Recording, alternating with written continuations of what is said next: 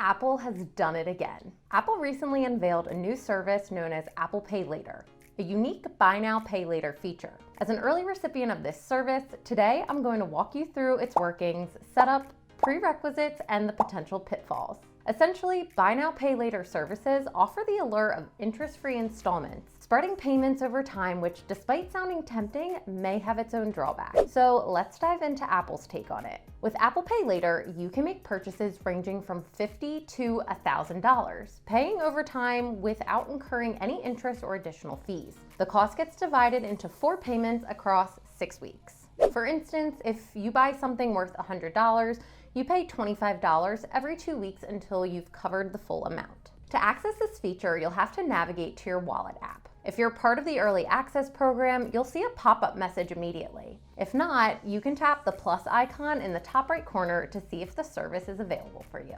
Once you open Apple Pay Later and tap Continue, you'll be guided through the steps for approval. The first step involves requesting the desired spend amount, between $50 and $1,000. Subsequently, your eligibility for the requested amount will be verified, leaving no impact on your credit score. Once approved, you can utilize Apple Pay Later wherever Apple Pay is accepted, online or in person. While the amount you can borrow through Apple Pay Later is influenced by your credit score, only a soft credit check is conducted, which doesn't harm your credit score. So you can determine your eligibility for Apple Pay Later risk-free.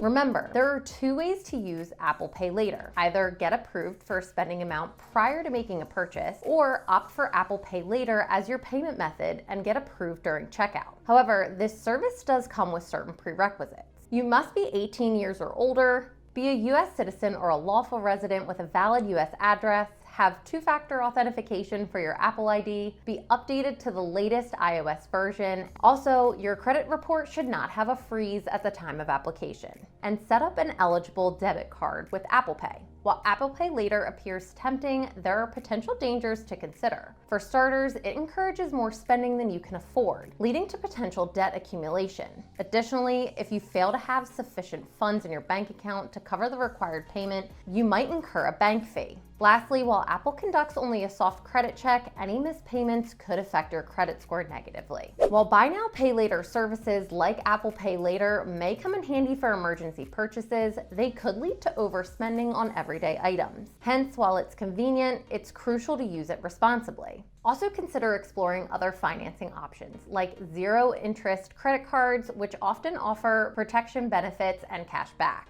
Thanks for watching, and if you want to learn more about Apple's new savings account, check out this video here.